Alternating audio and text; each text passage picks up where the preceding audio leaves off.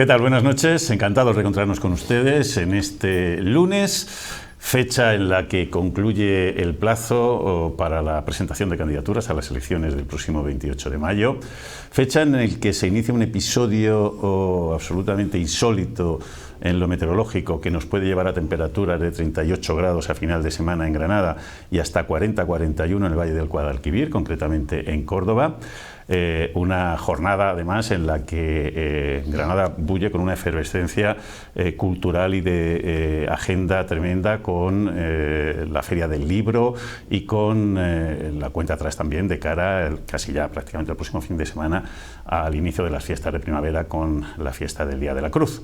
Este ha sido un fin de semana además en el que se han presentado diferentes candidaturas, la del Partido Socialista, la del Partido Popular, la de Ciudadanos, y en el que la intensidad política también ha sido muy alta. Vamos a empezar con las cosas que hoy han sido noticia, algunas de las que siempre saben que les destacamos al comenzar nuestra tertulia, y una de ellas ha sido una de las preguntas que nos hemos venido haciendo en esta tertulia durante mucho tiempo. ¿Qué pensaba la candidata del Partido Popular sobre algunos de los temas más destacados de la actualidad de Granada, de lo que no le habíamos escuchado oposición? Pues bien, hoy Marifran Carazo ha reivindicado la entrada del tren, la entrada del AVE en Granada de manera soterrada, de manera subterránea. La candidata se ha comprometido esta mañana a trasladar esa propuesta al Ministerio de Transportes, Movilidad y Agenda Urbana en su primera semana al frente del consistorio granadino. Ha dicho: la propuesta contempla el soterramiento de las vías del AVE a su paso por La Chana y La Rosaleda, de forma que se pueda aprovechar ese espacio en superficie. Eso permitiría aumentar la frecuencia de llegadas de trenes, el futuro desarrollo de las líneas de alta velocidad entre Granada, Guadix y Almería y el tren de la conexión Granada-Motril. Según este proyecto, la estación se quedaría en el centro de la ciudad, pero subterránea, quedando así y ganando un gran espacio verde en superficie. Asimismo, Carazo plantea sacar de la ciudad la línea Moreda-Granada, sumando una zona logística frente a Mercagranada, donde podría conectarse con el tren Granada-Motril. Para la candidata, se trata de una cuestión de voluntad política el llevar a cabo este proyecto, como ha ocurrido en Almería, donde la Junta, el Gobierno y el Ayuntamiento han alcanzado un acuerdo para que la alta velocidad entre en la ciudad por debajo de tierra. ¿No? Que son diferentes fases, pero es un proyecto completo. Evidentemente, un proyecto va unido al otro, ¿no? Es verdad que con la propuesta que tenemos no se puede afinar ese presupuesto.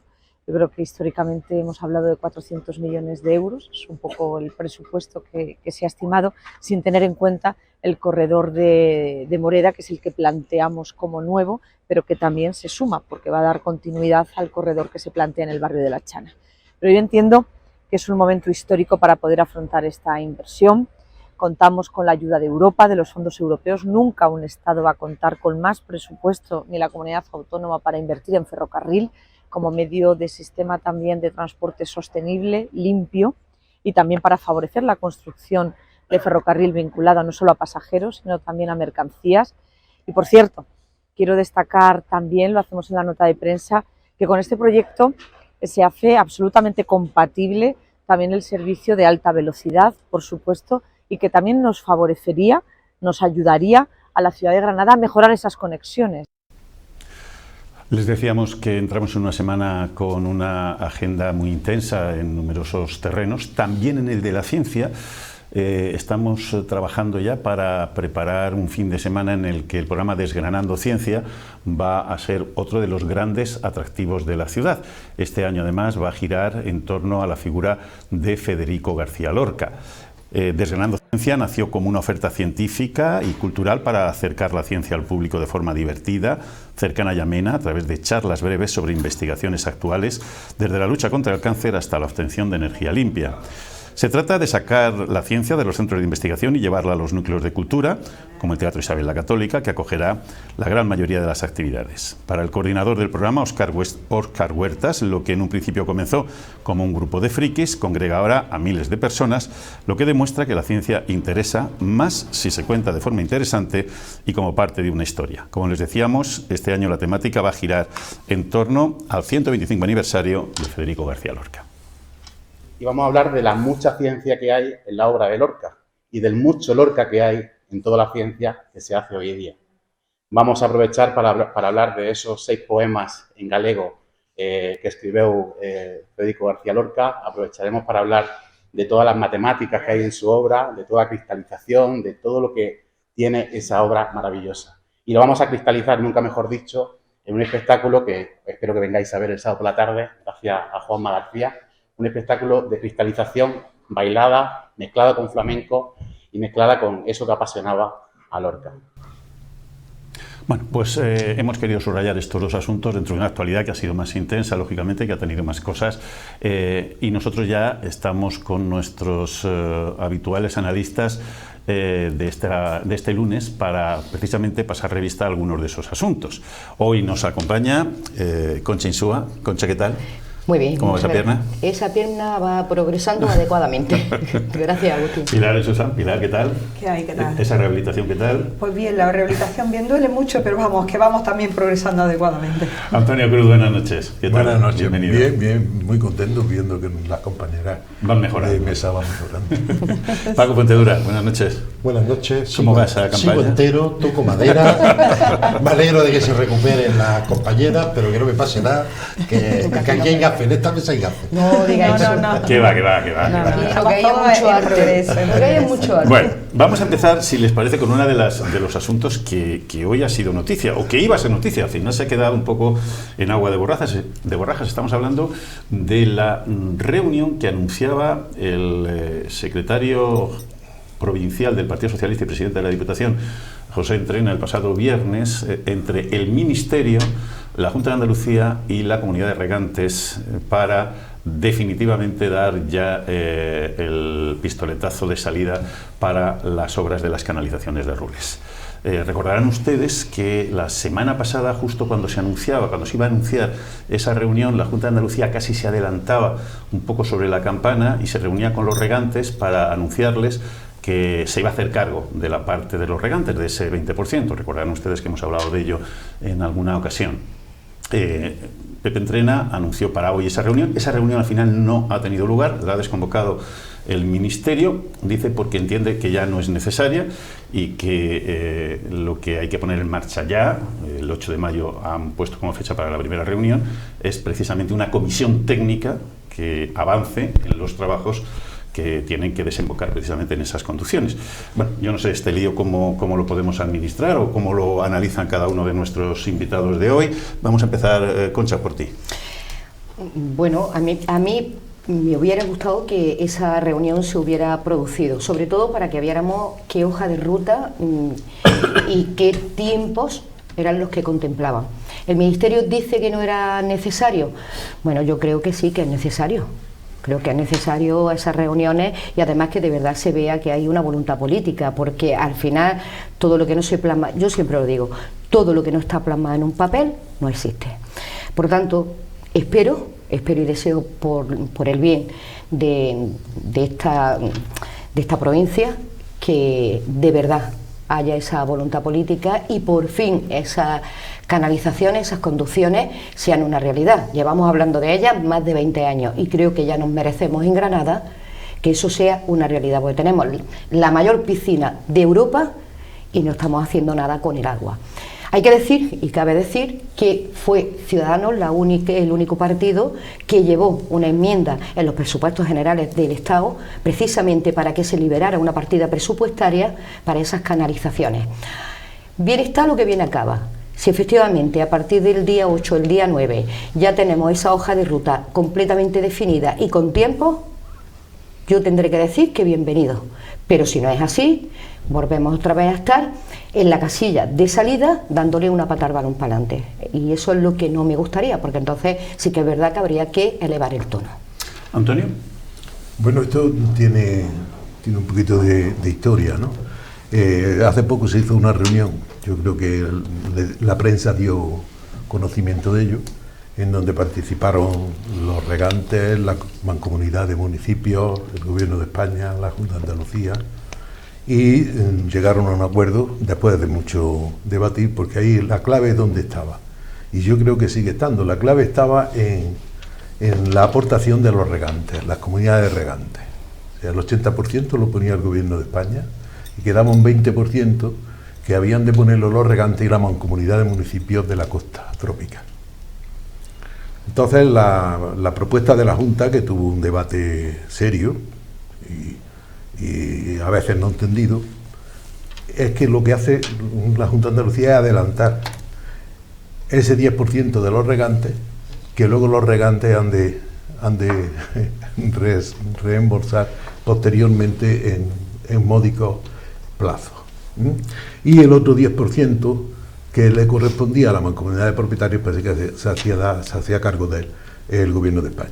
Bien, para plasmar todo eso se había convocado una reunión para hoy, que a la vista de lo que hemos sabido por la prensa, esa reunión política, vamos a llamarle política, se transforma en una reunión técnica el día 8 de mayo. Digo que es lo que sabemos, ¿no? Porque hasta este momento, ¿no? Otras las cosas pueden cambiar, ¿no? El día 8 se reúnen los técnicos de todas las partes para poner en marcha todos los proyectos. A mí de todo esto lo que más me interesa es que se ponen en marcha todos. No solo dos, que eran no solo dos, que eran los que estaban, sino se ponen de acuerdo, es decir, que el agua llegará desde Albondón hasta la Herradura. Es decir, que todo el litoral granadino tendrá cubiertas sus necesidades, si es que la sequía lo permite y nuestra mala cabeza no lo estropea. Tendrá suministro de agua tanto para el riego de los productos tropicales como para los ciudadanos, para que puedan beber agua. Por lo tanto, yo estoy con lo que ha dicho la compañera, decir, vamos a ver el día 8, ¿no?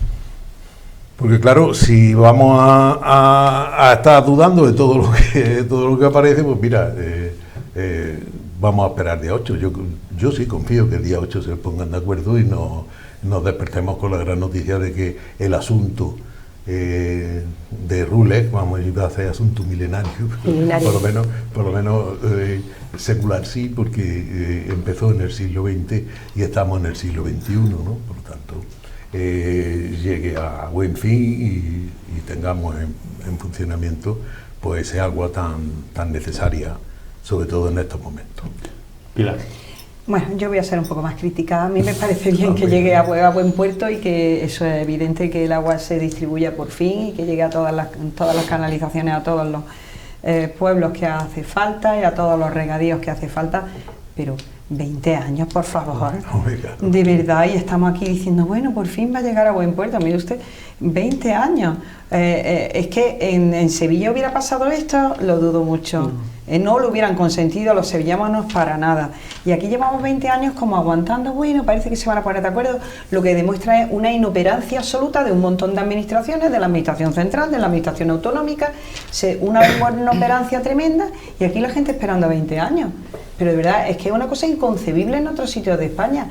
Esto demuestra una vez más que los granadinos debemos de luchar más por nuestras cosas y manifestarnos más y salir más. Yo siempre me acuerdo de esto de los franceses, que es que por cualquier cosa están en la calle, a las barricadas. Pues tampoco es que nos vayamos a ir a las barricadas, pero por lo menos salir y R que R con una y otra vez, todos los meses, todos los años, todo lo que sea, pero 20 años, si es que no ha dado tiempo a todos a hacer de todo. Si es que en 20 años son un plazo de tiempo que no se puede permitir para un asunto de este tipo. Si ya la obra de por sí, la infraestructura, fue una obra de faraones. Y luego de pronto llegamos a esto que tenemos allí un embolso, sí, los windsurf, que están allí muy bonitos y tal, han hecho allí una zona para barquitas y tal, lo cual es agradable, pero claro, y las regadías pues secándose y más en un momento de sequía como estamos ahora, ¿no? Paco. Yo creo que este proceso ha tenido muchas idas y muchas vueltas, especialmente por parte no solo del Gobierno central y la Junta de Andalucía, sino también yo creo que del puro electoralismo que aplica el Partido Popular en este proceso. No nos engañemos. Así, curiosamente es ahora cuando llegan a un acuerdo, para luego una comisión en la cual se tenía que cerrar el acuerdo no se reúna a esperar a una comisión técnica. Hombre, es que para que los proyectos se pongan en marcha, que espero que se pongan en marcha todos, tendrá que haber un convenio, y un convenio que garantice la financiación de todas las partes. Y si esa reunión política no se produce y nos vamos a una comisión técnica más, pues tendremos estudios, proyectos, pero no licitaciones, no lo que materialice precisamente esa infraestructura. Eso me recuerda mucho a cómo empezó este debate con la consejera que ha estado durante varios años sin que la Junta ponga un duro para pedir el soterramiento de las vías del tren y de la estación en La Chana, y ahora diciendo que justo 2 meses después de dejar la consejería plantear el soterramiento de las vías del tren. Es decir, quien lo ha estado dificultando estos 5 años a las reivindicaciones de la marea amarilla, ¿no? Y quien ni siquiera plantea una conexión con Moreda o la conexión con el Mediterráneo, que también es necesaria. Exacto. Y la Junta ni está ni se la espera, pero es que además fue concejala del Ayuntamiento de Granada con un gobierno del PP que quería cambiar la estación de ferrocarril del lugar, que no establecía ningún compromiso ni ningún desarrollo para el soterramiento de las vías, etcétera, etcétera. Esto es el mundo al revés. Pero volviendo a la presa de Rules, es la misma lógica a lo que me quería referir, pero volviendo a la presa de Rules, también todo este devenir de cómo se construyó la presa, qué ha ocurrido con las canalizaciones y qué está ocurriendo con los riegos, nos debería hacer reflexionar también sobre qué modelo hidrológico queremos para la provincia. El modelo de grandes presas y grandes pantanos no funciona. Es un modelo caro, que no garantiza que llegue el agua a todas partes y que además por evaporación, por filtraciones, derrocha más agua en algunos casos de la que puede llegar a distribuir. Por tanto, hombre, la obra está hecha, habrá que garantizar las canalizaciones, como es lógico, pero desde luego necesitamos una transición hacia un nuevo modelo de riego hidrográfico en nuestra provincia que no pase por obras faraónicas que se han quedado sin funcionamiento. Las tradicionales albercas eran mucho más sabias. En cuestión de agua, nuestra tradición árabe era mucho más sensata que las grandes infraestructuras que muchas veces se plantean. Una cosa, cuando hablábamos de Rules, es que hay acuerdo político. Es decir, yo no tengo, pero que hay que manifestarlo. Si yo no tengo más yo lo he dicho al principio. Hay acuerdo político y entonces el hacer la reunión hoy parece, vamos, a algunos de los en concreto el gobierno de España le ha parecido que era repetir sobre lo mismo. Es decir, ya hemos llegado a un acuerdo, no vamos a discutir más de este asunto, vamos a llamar a reunir a los técnicos que pongan en marcha este proyecto. Eso es lo que quería. Bueno, ha introducido Paco el tema del soterramiento. No perdón, me he colado. No, de hecho no queremos. Pero vamos a ello. Sí. Pues venga, Antonio. No, hombre, yo lo primero que se me ocurre cuando he escuchado a la consejera es que es una mala copia de proyectos anteriores.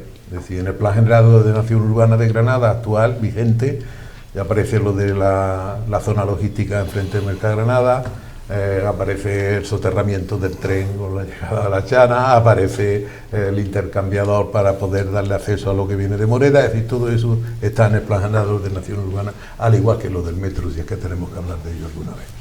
Está pintado en el Plan General. Pues digo que es una copia que olvida que Moneo hizo un proyecto de una estación soterrada y el PP montó en cólera y dijo que no era China. Me refiero al PP de la ciudad de Granada.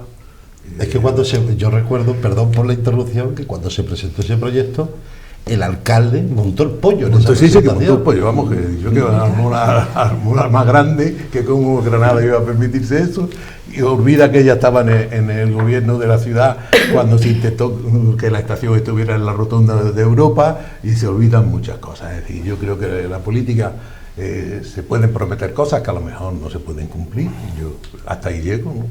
Pero lo que no se puede es tomar a los ciudadanos como personas que no tienen entendimiento suficiente como para comprender una cosa como esta. De todas formas, me alegro de que la Junta de Andalucía, si lo que dice ella, participe en el 33%, que es como un poco lo que le correspondería a la hora del soterramiento del tren, todo lo que se refiere a toda la infraestructura necesaria para poder, que ya lo hablábamos el otro día en esta misma mesa, hablábamos de esa cuestión y en estos mismos términos, ¿no? Por lo tanto, no tengo nada más que decir, que si eso es verdad, que se lo cree y que quiere hacerlo, pues mira, estupendo, pero que es una mala copia, es decir, que eso ya está diseñado y pintado. Pilar. Bueno, yo también, como hemos hablado de esto en alguna otra ocasión, quería decir dos cosas distintas. Una, que cuando hagan el soterramiento, que no lo vayan a hacer por determinadas zonas que pueden tener a lo mejor restos arqueológicos de mucha importancia y que puedan ser destruidos o perjudicados, ¿no? Para mí eso sí, como protectora del patrimonio histórico, creo que me interesa más que ningún tren, sino que se preserve toda la ciudad histórica que tiene Granada y los miles de años de historia que tiene. Eso por una parte. Segundo, si se hace por alguna zona ya un poquito más moderna, pues que os digo, pues pasando por debajo de San Juan de Dios, por ejemplo, por ahí. Eso sería el metro. Eso es el metro, pero tren no va por ahí. El tren. El tren sería la entrada de la Chana. El tren sería la entrada de la Chana, pero soterrarlo a la entrada de la Chana, pues no sé, yo es que sobre este asunto, a mí me gustan las estaciones de tren que llegan al centro de la ciudad, lo siento mucho. No, y esta llegaría. Pero esta llegaría, pues mira Atocha, ¿Esta llegaría dónde está? Sí, pero abajo, por abajo. Ya, pero luego es que yo no sé si habéis visto, bueno, habréis visto millones, cuando llegan abajo, al menos que arriba haga una cosa muy bonita y tal, y que la gente luego lo tome como intercambiadores por debajo y tal. La verdad es que queda la muerte pelada, queda horrible. No, ahí. Moneo es una cosa preciosa, que entraba abajo y que arriba había un mirador Moneo, espectacular. Recuerdo lo de Moneo, pero a mí personalmente es que eso hay gustos como colores, yo prefiero algo un poco más tradicional, sobre todo porque la arquitectura industrial de hierro en España es espectacular. Y entonces hacer cosas que recuerden a nuestra arquitectura industrial de hierro, que se está perdiendo muchísimo, que en Moneo y todo esto tenemos en muchos otros sitios y se pueden poner, pero en algo así creo que es mejor recuperar algo de más todas tradicional. maneras, porque ustedes hagan memoria, con independencia de que efectivamente para gusto los colores, lo que Moneo diseñó fue un mirador que tú salías del tren. Sí, señor. Y lo que te encontrabas era de la Alhambra, ¿no? y Sierra Nevada. Digamos lo que vemos La Alhambra y Sierra Nevada. Precioso, y además desde el camino de ronda que han puesto Exacto, unos cristales. pues esa así, vista. pues así. Ya. Esa era la Concha. vista, y además estábamos prácticamente todo el mundo de acuerdo. A mí me parecía una preciosidad, Una belleza, y además era de alguna forma la cicatriz que hay en la Chana. O sea, ya esa cicatriz acabaríamos con ella, pero claro, es lo que estamos hablando. Cuando han tenido responsabilidad de gobierno, te pones en contra de algo que es bueno para la ciudad de Granada y ahora resulta que lo desempolvas y dices, esto es lo que yo voy a hacer, es que, como decía Paco hace un momento, el mundo al revés, o nos estamos volviendo locos o yo estoy en otra dimensión. Entonces, pues bueno, verás, bienvenido si dice que va a poner de acuerdo, esté o no esté en el Ayuntamiento de Granada, en la alcaldía, porque yo me temo muy mucho que con las declaraciones del señor Moreno Bonilla, a quien favorecerá será a los ayuntamientos suyos. Si no está, ¿tendrán el mismo compromiso, sí o no? Esa sería la pregunta. Paco. Bueno, bienvenida la señora Carazo a buscar una solución integral del tren en la ciudad de Granada, que es lo que ha estado dificultando hasta ahora en toda su trayectoria política. Pero bueno, a los arrepentidos los quiere el Señor. O sea que eso hay que tenerlo en cuenta. El proyecto de Moneo era muy interesante, no solo por las vistas y el mirador que generaba la Alhambra y a Sierra Nevada, sino porque ese proyecto de soterramiento de las vías y de la estación permitía dos cosas importantes. Primera de ellas es que en el mirador había una plaza donde se establecía la intermodalidad entre el tren, el metro que pasa por alrededor, pero también los autobuses metropolitanos que en esa zona tenían una parada de conexión y además vinculado también al transporte urbano. Qué mejor manera que establecer distintos sistemas que permitan conectar todas las posibilidades de transporte en la ciudad, tanto metropolitanas como urbanas. Y por supuesto también lo que permitía era una ampliación de la playa de Vía, donde, creo que se llama así, playa de Vía, perdónenme si me he equivocado, en el cual permitía no solo conexiones con AVE, que hoy por hoy las conexiones, bueno, con lo que llaman AVE, están en un fondo de saco porque no tiene horarios realmente adaptados a las necesidades comerciales que requiere esa modalidad de tren, sino que también impide, al tener que ser vía compartida, impide el que se pueda establecer otras conexiones ferroviarias que son necesarias, no solo del AVE vive el tren, es que tenemos posibilidades de Loja hasta la ciudad de Granada de establecer un mecanismo de tren de cercanía. Es decir, muchas veces se habla de ampliar el metro, que está muy bien que se amplíe, pero qué mejor forma de ampliar el metro que recuperar ese tren de cercanía que pueda tener parada en muchos municipios del área metropolitana y pueda conectar. Pero es que además también permite lo que son las medias distancias, las conexiones también que hay que recuperar con el entorno del Levante a través de esa bypass y esa conexión a través de Moreda, y por supuesto también establecer o recuperar otras conexiones que van desde lo que era el Gibralfaro y distintos trenes que llegaban pues a conectar obviamente con Sevilla y toda esa zona.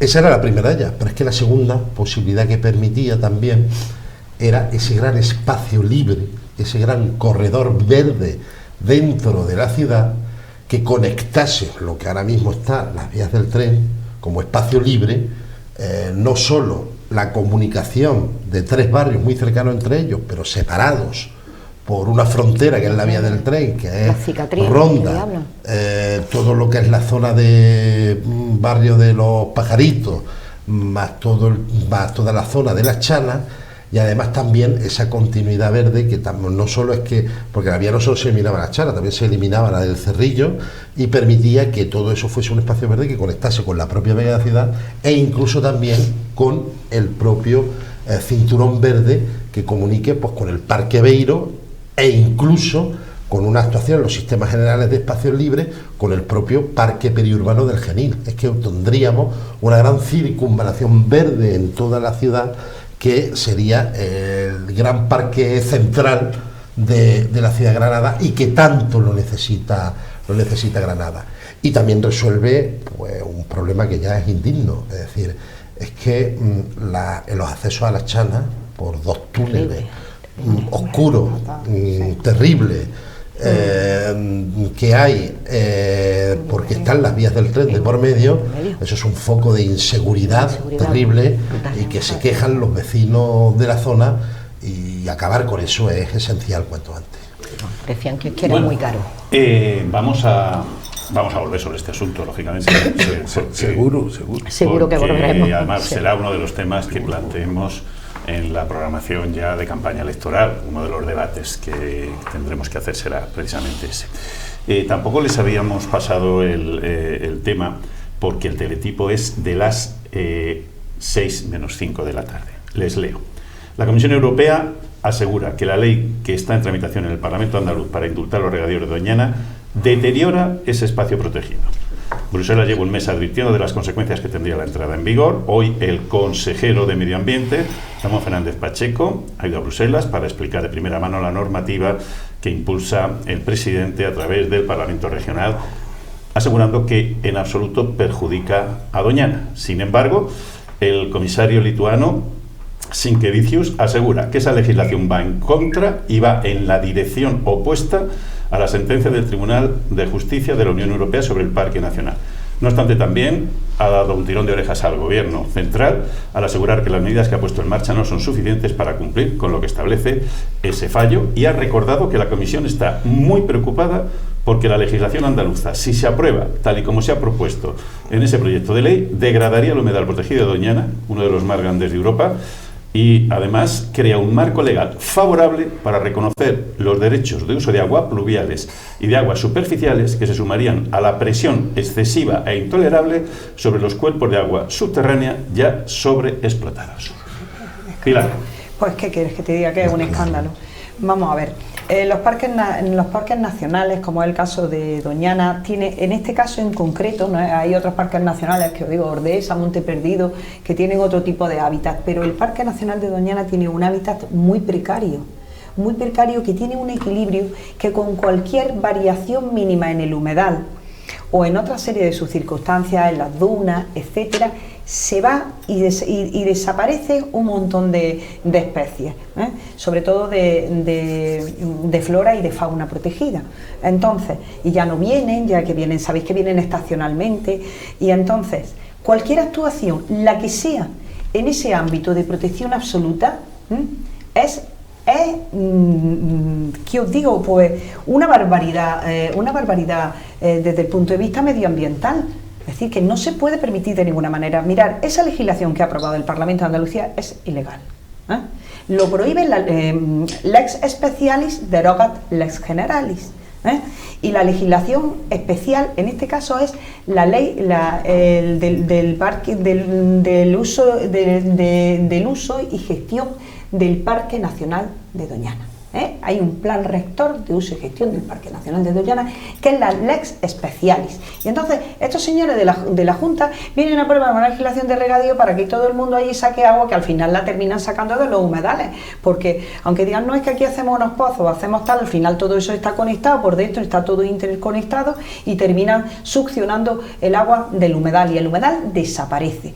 Entonces esa ley, por mucho que la haya aprobado un Parlamento soberano, es ilegal. No la puede aprobar. Hay sentencias del Tribunal Europeo que dicen que no. El propio plan de rector de uso y gestión del Parque Nacional de Doñana lo impide. Es decir, que están sacando pecho porque vienen las elecciones y quieren el voto de los regantes. Pero eso va a terminar rápidamente porque la Unión Europea lo va a cortar de manera radical. Es uno de los parques más importantes y más singulares de toda Europa. Pero el problema, Antonio, es que esto nos puede costar muchos miles de millones de euros a España, porque los fondos europeos van condicionados a que eso no ocurra. Sí, evidentemente. Es decir, las competencias sobre Doñana, lo mismo que los parques nacionales, son compartidas. Es decir, la comunidad autónoma, en donde está ese territorio protegido, y el gobierno central, el gobierno de España, tienen competencias cada uno las suyas dentro de ese territorio. En consecuencia, el interlocutor con Europa no es la Junta de Andalucía. El interlocutor con Europa, y ella me lo puede decir, es el gobierno de España. En consecuencia, si multan a España. Multan a España, no al señor Moreno Bonilla. Y no te dan el próximo paquete de ayudas. Eso ahí está el debate. Pero no hay que dar lugar a Hungría, claro, recordar. Claro, pero es que no hay que dar lugar a esa situación, no hay que dar lugar, que es un poco el tirón de orejas que le han dado al gobierno de España. Mire usted, no, usted tiene que decir, pues, que la Constitución diga que estamos en un Estado autonómico y con competencias compartidas y tal, pues hay que poner sobre la mesa pues todo el peso de la ley para que, o de las distintas leyes, no solo en Doñana. A mí lo que me preocupa es el cambio climático en general y los distintos parques.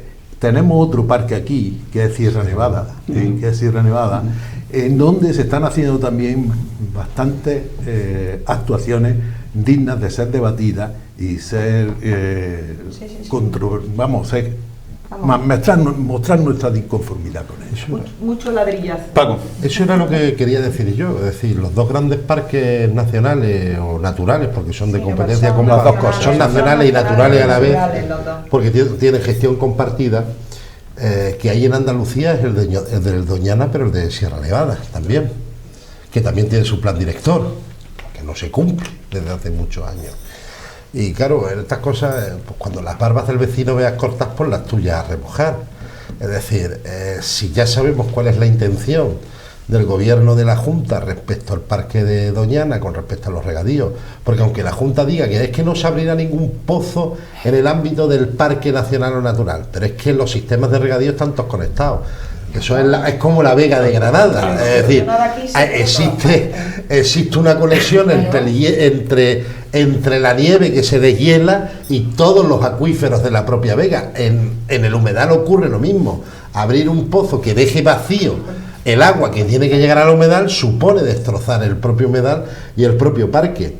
Pero es que aquí tenemos cuestiones de presión urbanística graves que se están desarrollando también en la sierra y carreteras que se querían plantear también, y que una zona de reserva bioclimática y con mucha fauna protegida está en peligro, y todo eso muchas veces no se pone encima de la mesa señalando pues los graves problemas ambientales que tenemos y que los estamos, por desgracia, con este tipo de actuaciones lo estamos viendo en cómo estamos sufriendo la sequía, cómo estamos viendo las sierras, y aún así seguimos cargándonos precisamente el medio ambiente y seguimos destrozando nuestros parques naturales y nacionales. Pues la verdad es que el futuro es muy desalentador. Y el gobierno tiene competencias sobre esto. Y lo que tiene que hacer el gobierno central es ejercer sus propias competencias. Y existe legislación más que suficiente para que, si un gobierno autonómico, contra una sentencia y contra una legislación, implica una actuación que no es legal o que es muy controvertida en este ámbito, pues puede anular esa legislación al propio gobierno. Existe capacidad. E incluso retirarle las competencias en esa materia al propio gobierno andaluz por esa actuación completamente irregular. Y a mí lo que me gustaría por parte del gobierno central es que dé tranquilidad a todos los granadinos y granadinas, a todos los andaluces y andaluzas, de que de verdad van a tener voluntad del cumplimiento de la ley y desde luego que nuestros espacios naturales y parques nacionales y naturales se respeten. Concha. Me parece una absoluta barbaridad todo lo que estoy viendo. Bueno, esto llevaba ya tiempo. Esto lleva tiempo. La anterior legislatura, ¿no? Efectivamente, la anterior legislatura, y lo dejaron ahí metido en un cajón. Es verdad que nosotros siempre dijimos, cuando estábamos en el gobierno de la Junta de Andalucía, que todas estas cosas había que verlas con mucho reposo y que había que atender, es verdad que había que atender a muchas particularidades. Y una de las cuestiones que es verdad que nosotros siempre dijimos, verás, Europa aquí tiene mucho que decir y el gobierno de España también tiene mucho que decir. ¿Sabes? A mí una de las cosas que más me apena de todo este tema, aparte de estar hablando de uno de los patrimonios más grandes que tenemos en Andalucía, estaba diciéndolo Paco, por una parte Doñana, por otra parte nuestra sierra, nuestro parque y demás, es las falsas expectativas que se les han dado a los agricultores. O sea, el querer jugar porque tenemos a la vuelta de la esquina unas elecciones con los agricultores, a mí me parece absolutamente mezquino, porque una cosa es el debate parlamentario, la fotito, luego la puerta del hospital, hemos hecho esto y vamos a darnos palmas y somos maravillosos y estamos con vosotros, y otra cosa distinta es la verdad y la realidad.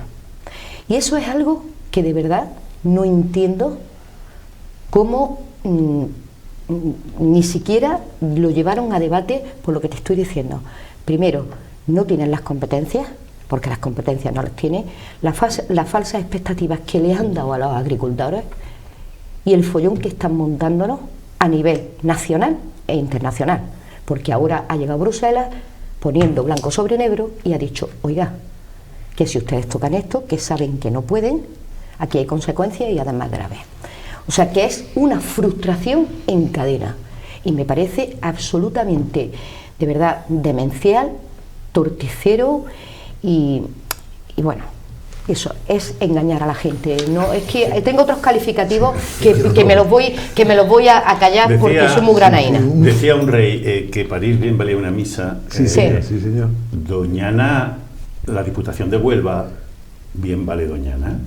Hombre, yo no lo sé, pero lo que sí te puedo decir, que hablamos de los agricultores en general beneficiados y no es eso. No es verdad, claro. Es un pequeño grupo de agricultores de 4 o 5 municipios, si no me equivoco. Si no me equivoco. Y en contra están el resto. El resto sí, conozco el tema. Es decir, ¿qué intereses se mueven en todo esto? Porque vamos, si no hay unos intereses que no se pueden decir de manera transparente, yo la única manera que tengo de explicarlo, porque si no me lo explico, que te enfrentas a Europa, te enfrentas al gobierno de España, te enfrentas a la mitad de tu provincia, te enfrentas a todo el mundo. A todo el mundo, ¿qué es lo que está pasando a ese? Que puede ganar la Diputación de Huelva. Sí, bueno, es así de ruin. Pero a ver, Agustín, es que esto los deja contra la pared, porque es que cuando ya ha dicho Europa, harto quieto parado. Sí, es que ya, o sea, ya los tiene en contra de la pared. Entonces, el resto de la gente, o sea, ¿qué credibilidad pero es que las elecciones tiene? son el día 28. Ya, claro. Pero ¿qué credibilidad tiene de cara al electorado? Es por que favor. La mezquindad en estas cosas es absoluta. Yo creo que las graves consecuencias también tendrían que suponer responsabilidades penales para quien adopta legislación contra la ley y que supone un deterioro evidente de un parque natural nacional. Si hubiese habido responsabilidades penales en las barbaridades que se hacen respecto al medio ambiente en esta comunidad autónoma, se mirarían muy mucho de este tipo de sobradas o de este tipo de intereses partidistas. Es que esto me recuerda, por ejemplo, a este fin de semana que hemos estado con la plataforma de Defendamos la Vega otra vez. Perdonad que vuelva a traerlo a Granada, pero es que ese mismo esquema de pensamiento, ¿no? Es decir, con una autovía que se quiere hacer construyendo en mitad de la Vega para conectar la segunda circunvalación con la primera, lo que se denomina la famosa BAU 5, en una zona que es de valor productivo, donde los regantes están produciendo, donde se está plantando, donde se genera empleo y riqueza, y además con un modelo de movilidad que es la vuelta al vehículo privado y al coche. Es decir, cuando estamos hablando de zonas de bajas emisiones, de reforzar el transporte público, de ampliar el metro al área metropolitana, que tendrían que estar ya presentándose los proyectos de ampliación del metro al área metropolitana, cuando estamos hablando de otro nuevo modelo de movilidad, viene la señora Carazo, por cierto, parece que todo cae sobre ella, pero es que ella es responsable de esta situación. Llega la señora Carazo, la que quiere soterrar pero no soterró, y la que dice que quiere una Granada verde, pero nos mete una autovía en mitad de plena Vega en la ciudad de Granada. Afortunadamente, me ha recordado esto por lo que has dicho los agricultores, es decir, los agricultores suelen ser muy sensibles con respecto al medio ambiente, porque aquí en la Vega están precisamente planteando pues el que no se haga esta construcción y no se destrocen tierras de cultivo que les cuesta mucho esfuerzo y mucho trabajo mantenerlas como productivas. En vez de tener apoyo de la administración, lo que pretenden es destrozarlas. Pues algo parecido ocurre pues con decisiones que se hacen de espalda a la ciudadanía y sobre todo el sentido común. Vamos a hacer una pausa muy chiquitita y volvemos con otros asuntos que les van a interesar. Ya verán. Hasta ahora mismo.